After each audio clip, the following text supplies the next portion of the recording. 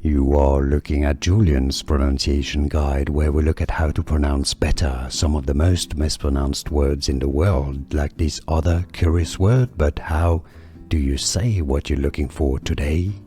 Let's learn how to pronounce the name of this ancient hill from Greece. If you want to learn more names from ancient Greece mythology, also stay tuned.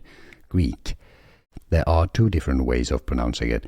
The most common pronunciation in English, at least, is Pnyx. Alright, just ignore the P, silent P, Pnyx. But every dictionary, every pronunciation reference does reference also the alternate pronunciation as Pnyx. Okay, so you can pronounce the P if you want. It's also correct. I kind of like Pnyx.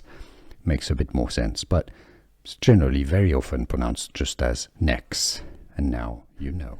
Here are more videos on how to pronounce more confusing words and names too many mispronounced. Like this video if you found it useful. I appreciate your support. I'll see you soon and thanks for watching.